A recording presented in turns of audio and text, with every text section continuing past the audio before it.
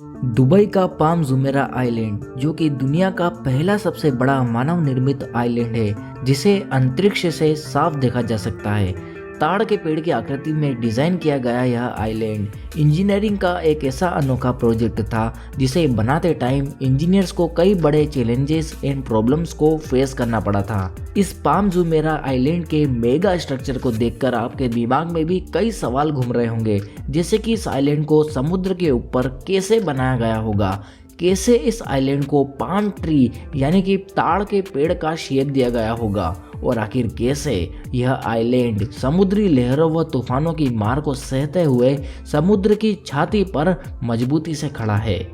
इसके कंस्ट्रक्शन के टाइम आने वाले ऐसे तमाम चैलेंजेस एंड प्रॉब्लम्स को हम आज की इस वीडियो में देखेंगे। लेकिन इससे पहले यदि आप हमारे channel need to know this पर पहली बार आए हैं तो प्लीज़ चैनल को सब्सक्राइब जरूर कर लीजिएगा। तो चलिए स्टार्ट करते हैं। पाम जुमेरा के कंस्ट्रक्शन को जानने से पहले हमें यह जानना जरूरी है कि इसे आखिर बनाया क्यों गया था। दरअसल दुबई के पास लगातार तेल खत्म हो रहा था और सर्वाइवल करने के लिए अब एक ही तरीका बचा था और वह था टूरिज्म। दुबई पहले ही बुर्ज अल अरब बनाकर वेस्टर्न टूरिज्म को अपनी ओर अट्रैक्ट कर चुका था। दुबई के बीचेस दुनिया में अच्छे खासे फेमस हो चुके थे और बात यहाँ तक पहुँच गई थी कि टूरिस्ट के लिए यह जगह कम पड़ने लगी थी। दुबई की कोस्ट लाइन लगभग 70 किलोमीटर तक फैली हुई थी, उसे अब बढ़ाने का समय आ चुका था। उस वक्त के क्राउन प्रिंस शेख मोहम्मद बिन राशिद अल मखतूम दुबई के समुद्र में एक ऐसा आइलैंड बनाना चाहते थे जिससे दुबई के बीच को एक्स्ट्रा कोस्टलाइन मिल सके। यह असाधारण योजना समुद्र में एक शहर बसाने की थी, इसलिए इस आइलैंड के डिज़ाइन को बनाने के लिए उन्होंने अपने खास लोगों को लगा दिया था। सुल्तान अहमद बिन सुलेम जिन्हें इस टास्क पर लगाया गया था, उन्होंने शेख को पहले सर्कुलर शेप का डिज़ाइन पेश किया था जिससे कि दुबई को 7 किलोमीटर की एक्स्ट्रा कोस्टलाइन मिल रही थी, लेकिन यह काफ़ी नहीं थी। शेख ने यह डिज़ाइन फ़ौरन रिजेक्ट कर दिया था क्योंकि उन्हें 7 नहीं बल्कि 70 किलोमीटर की एक्स्ट्रा कोस्टलाइन चाहिए थी। इसलिए इस बार शेख ने खुद आइलैंड का डिज़ाइन तैयार करने का तय किया। शुरू में तो उन्हें कोई भी डिज़ाइन समझ में नहीं आ रही थी, लेकिन फिर उन्होंने इंजीनियर्स के सामने एक ऐसा बेहतरीन डिज़ाइन पेश किया जो कि कुछ और नहीं बल्कि एक पाम ट्री की शेप थी। इस डिज़ाइन से बीच की कोस्ट लाइन में 56 किलोमीटर तक का इजाफा हो रहा था। जब इंजीनियर्स की टीम से मशवरा लिया गया तो उन्होंने बताया कि इस आइलैंड को बनाने का सबसे आसान तरीका यह है कि इसे कंक्रीट और स्टील से बनाया जाए, लेकिन दुबई के क्राउन प्रिंस को कुछ और ही मंजूर था। वे चाहते थे कि इस आइलैंड को नेचुरल मटेरियल से बनाया जाए, यानी कि सिर्फ रेत और पत्थरों से। एक अंदाजे के मुताबिक इस प्रोजेक्ट में इस्तेमाल होने वाली रेत और पत्थर इतनी ज़्यादा क्वांटिटी में थे कि उनसे 2.5 मीटर ऊंची एक ऐसी दीवार बन सकती थी जो कि पूरी दुनिया का एक गोल चक्कर लगा सकती है। इतनी ज़्यादा क्वांटिटी में रेत और पत्थर को लाना यह तो एक अलग ही मसला था। बड़ी मुश्किल तो यह थी कि दुबई के समुद्र में एक ऐसा आइलैंड बनाना था जिसे कि दिन रात समुद्र की लहरों की मार झेलनी थी। इसलिए शेख को दुनिया की सबसे बेहतरीन इंजीनियर्स की टीम चाहिए थी। इसलिए इस प्रोजेक्ट को बनाने के लिए हॉलैंड की एक मशहूर कंपनी को इसका कंस्ट्रक्शन का काम सौंपा गया। सबसे पहले इंजीनियर्स को यह प्लान करना था कि पाम आइलैंड को समुद्री लहरों और तूफान से कैसे बचाया जाएगा। इसका सिर्फ एक ही सॉल्यूशन था कि पाम ट्री शेप के चारों ओर पत्थरों से एक कर्व्ड शेप बनाया जाए जिसे ब्रेक वाटर वॉल भी कहा जाता है। अब टाइम था वह सारी कैलकुलेशन करने का जिससे कि यह मालूम पड़ेगा कि क्या अरेबियन गल्फ पर इस ब्रेक वाटर वॉल को बनाया भी जा सकता है या नहीं। इंजीनियर्स की फाइनल कैलकुलेशन चली रही थी कि उन पर एक ऐसा पहाड़ तोड़ दिया गया जिसका मुकाबला करना उन लोगों के लिए बहुत ही मुश्किल था। उनके सामने चैलेंज यह था कि शेख ने उन्हें रिसर्च पर ज़्यादा वक्त ज़ाया करने से साफ मना कर दिया था और उन्हें जल्द से जल्द कंस्ट्रक्शन का काम स्टार्ट करने का आदेश दे दिया था। नॉर्मली इस किस्म के मेगा प्रोजेक्ट को बनाने में लगभग 15 साल लगते हैं, मगर शेख ने इस पूरे आइलैंड और इस पर बनाए जाने वाली सिटी के लिए सिर्फ और सिर्फ 5 साल दिए थे।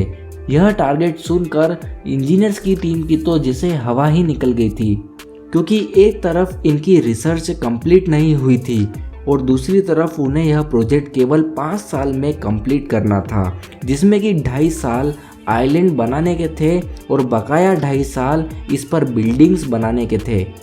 लिहाजा बगैर टाइम वेस्ट किए अगस्त 2001 में समुद्री दीवार निर्माण दल समुद्र में उतर गया था।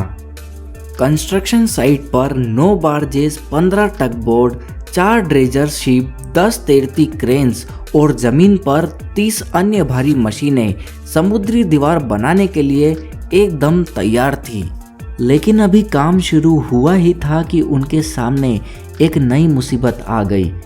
11 सितंबर 2001 न्यूयॉर्क के वर्ल्ड ट्रेड सेंटर पर आतंकी हमला हुआ था। इस हमले से पूरी दुनिया को तो जैसे सांप ही सूंघ गया था, जिसकी वजह से 3 महीने के लिए दुबई ठहर सा गया था। इस प्रोजेक्ट पर काम करने वाले 1200 इंजीनियर्स को दुबई में खतरा लगने लगा था। उन्होंने वापस हॉलैंड जाने का फैसला कर लिया था, लेकिन दुबई के शेख ने उन्हें सिक्योरिटी देने का यकीन दिलाया और उन्हें इस प्रोजेक्ट को दोबारा से कंटिन्यू करने का हुक्म भी दिया। नवंबर 2001 में एक बार फिर से आइलैंड की आउटर वॉल का कंस्ट्रक्शन का काम स्टार्ट कर दिया गया था। इस प्रोजेक्ट के 2 अलग अलग हिस्से थे।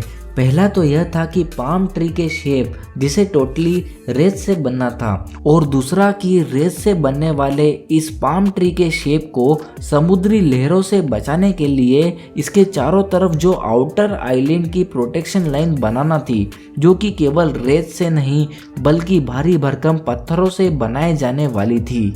लेकिन प्रॉब्लम यह थी कि इतनी सारी क्वांटिटी में पत्थरों को आखिर लाया कहाँ से जाए, क्योंकि इस आउटर आइलैंड के लिए 5.5 मिलियन क्यूबिक मीटर पत्थर चाहिए थे। यह पत्थर इतने ज़्यादा क्वांटिटी के थे कि इनसे 2 इजिप्ट के पिरामिड बनाए जा सकते थे। और दुबई में जहाँ सिर्फ रेगिस्तान और पानी पाया जाता है, वहाँ से इतनी ज़्यादा क्वांटिटी में पत्थर मिलना नामुमकिन था। पाम जुमेरा आइलैंड के निर्माण में ऐसे पत्थरों का उपयोग किया जाने वाला था जो पत्थर पानी में कई सालों तक खराब ना हो। इसलिए अब इंजीनियर्स की टीम ने ऐसे पत्थरों की तलाश करना शुरू कर दिया था। विश्व के सभी देशों से पत्थरों के सैंपल दुबई भेजे गए थे, लेकिन इंजीनियर्स ने इन सभी सैंपल्स को फेल कर दिया था। इसके बाद भारत के मध्य प्रदेश के छतरपुर जिले के पत्थरों के सैंपल्स को भी दुबई भेजा गया था, जिन्हें वहां के इंजीनियर्स की टीम ने पास कर दिया था। इसके बाद छतरपुर की खदान से चट्टानों को दिन रात डायनामाइट से ब्लास्ट करके पत्थरों के बड़े बड़े टुकड़े निकाले जाते थे। एक एक पत्थर का वजन 6 टन से भी ज़्यादा होता था। इन पत्थरों को छतरपुर से गुजरात राज्य में ट्रांसपोर्ट कर दिया जाता था और गुजरात पहुंचने के बाद इन्हें गुजरात राज्य में ही स्थित बंदरगाह के माध्यम से इन्हें सीधे दुबई भेज दिया जाता था। दुबई की कंस्ट्रक्शन साइट पर 7 दिन 24 घंटे चलती यह तैरती कन्वेयर बेल्ट रोजाना 40,000 टन पत्थर कंस्ट्रक्शन साइट तक पहुंचाती थी। इन बड़े बड़े पत्थरों को पानी में यूं ही नहीं फेंका जाता था, बल्कि उन्हें उनकी मजबूती और आकार के अनुसार ऐसे रखा जाता था ताकि यह एक दूसरे से बंधे रहें, बिखरे नहीं। दिन बीतते गए और आइलैंड की आउटर वॉल आहिस्ता आहिस्ता अपने शेप में आने लगी थी, लेकिन क्या यह दीवार इतनी मजबूत भी थी या नहीं? जिन पत्थरों को समुद्र में डालकर आउटर आइलैंड बनाया जा रहा था, उनमें से यदि एक भी पत्थर सही पोजीशन में नहीं रखा जाता तो आइलैंड किसी भी टाइम तबाह हो सकता था। यह चेक करने के लिए अंडर वाटर डाइवर्स 30 मीटर पानी के नीचे जाते थे और वहां पर रखे गए पत्थरों की पोजीशन को चेक करके बाहर खड़ी इंस्पेक्शन टीम को ओके का सिग्नल दिया करते थे। अब पाम जुमेरा के ट्री शेप को बनाने की बारी आई थी, जिसे सिर्फ रेत से बनाया जाने वाला था। इस आइलैंड को बनाने के लिए 13 लाख टन वजनी रेत की आवश्यकता थी। दुबई खुद रेत पर बसा हुआ शहर है, जहां पर ज़रूरत से ज़्यादा रेत है, लेकिन इसके बावजूद भी इंजीनियर्स ने रेत को कहीं और से मंगवाना तय किया। इंजीनियर्स बताते हैं कि हम दुबई की रेत पर भरोसा नहीं कर सकते हैं क्योंकि इसके कण बहुत ही ज़्यादा महीन थे जो कि आपस में नहीं जुड़ेंगे। इस रेत से बना द्वीप तो आसानी से बह जाएगा। इंजीनियर्स को अब यह रेत कहीं और से ढूंढनी होगी, जिसके बाद फारस की खाड़ी से रेत निकालने का फैसला किया गया जो कि कंस्ट्रक्शन साइट से लगभग 6 समुद्री मील दूर था। सिर्फ 3 घंटे में एक ड्रेजर निर्माण स्थल से खाड़ी तक आता है और रेत भरकर वापस लौटता है और उसे सही जगह पर गिरा देता है। 8000 टन के टैंक में रेत भरने में लगभग 1 घंटे से भी कम का समय लगता है और फिर इस रेत को पाइप के जरिए पंप करके सही जगह पर 10 मीटर प्रति सेकंड की गति से छिड़का जाता है। यह प्रोसेस रेनबोइंग कहलाती है। यह काम सबसे शांत समुद्र में होना चाहिए। रेत को थामे रखने के लिए बार्जेस भर भर कर पत्थर भी डाले जाते थे। अगस्त 2002, 1 साल बीत चुका है और द्वीप निर्माण दल समय से आगे चल रहे हैं। 11 किलोमीटर लंबी दीवार खड़ी हो चुकी है और ताड़ की 8 शाखाएं सागर में उभर आई हैं। पाम ट्री की आकृति को बनाने का कोई साँचा नहीं था और ना ही कोई दिशा निर्धारक बिंदु। इस अनोखे डिजाइन को समुद्र पर बनाना बहुत ही ज़्यादा मुश्किल था। रेनबोइंग की मदद से समुद्र में रेत तो डाली जा रही थी, पर इसे जमीन पर खड़े रहकर यह बताया नहीं जा सकता था कि रेत सही जगह पर गिर भी रही है या नहीं। इंजीनियर्स के इस शक को दूर करने का उपाय 625 किलोमीटर ऊपर अंतरिक्ष में घूम रहे सैटेलाइट में था। आइकनोस नाम का यह उपग्रह पृथ्वी का चक्कर लगाता है और अपनी तस्वीरों से यह साबित करता है कि कंस्ट्रक्शन का काम सही दिशा पर चल रहा है। वे लोग अंतरिक्ष और जमीन पर एक निश्चित स्थान से संकेत ग्रहण करके रेत की पट्टियों की स्थिति और ऊंचाई माप लिया करते थे। इन्हीं दिशा निर्देशों के सहारे ड्रेजर्स सही जगह पर जाकर एकदम सटीक बिंदु पर रेत डाल दिया करते थे। अति आधुनिक जीपीएस टेक्नोलॉजी की मदद से ही यह भव्य मेगा स्ट्रक्चर आकार ले सकता था। अब इस आइलैंड पर 4500 apartments, hotels and shopping malls को बनाने की बारी थी। रेत और पत्थर से बने इस द्वीप को 1,20,000 लोगों के इस शहर का भार उठाना था और यही तो अगली बड़ी चुनौती थी।